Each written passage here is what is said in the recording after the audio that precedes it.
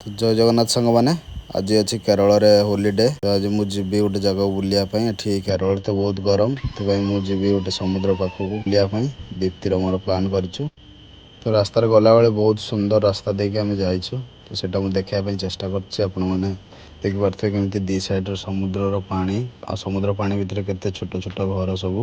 ସବୁବେଳେ ବିଦେଶରେ ରହି ରହିକି ପୁରା ଗାଁ କଥା ବହୁତ ମନେ ପଡ଼େ। ଏ ରାସ୍ତା ଆଉ ଏପଟ ଏରିଆ ପୁରା ମୋତେ ଲାଗିଲା ସତେ ଯେମିତି ମୁଁ ଗାଁରେ ଯାଉଛି। ପୁରା ଥଣ୍ଡା ନେଚର ହାୱା ସହିତ ପୁରା ମାନେ ବହୁତ ଶାନ୍ତି ଲାଗିଲା। ଏଠି ବାଇକ୍ ଚଲେଇଲି ହେଲମେଟ୍ ବି କାଢିକି। ଏଠି ମାନେ ପୋଲିସ ଫୋଲିସ କିଛି ବି ନଥିଲେ। ପୁରା ଗାଉଁଲି ଟାଇପର ଲାଗିଲା। ଏଠି ବି ଗୋଟେ ବିଚ୍ ଦେଖିଲୁ। ସେ ବିଚରେ ନ ରହିକି ଆମେ ସିଧା ଚାଲିଲୁ ଆମେ ଲୋକେସନକୁ। ଫାଇନାଲି ଆସିକି ପହଞ୍ଚି ଯାଇଛୁ। ଏବେ ଦେଖନ୍ତୁ ଏଠିକା ଜାଗା।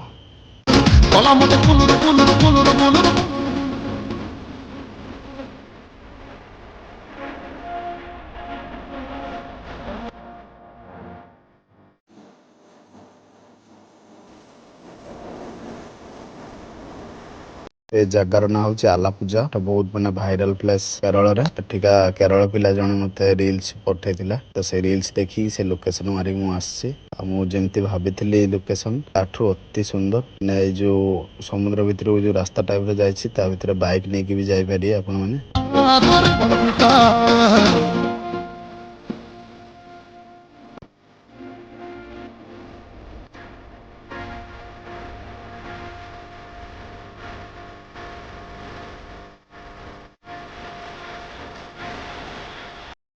ତ ଏଇଠି ମୁଁ ଭିଡ଼ିଓ ଟିକେ ଶେଷ କରୁଛି।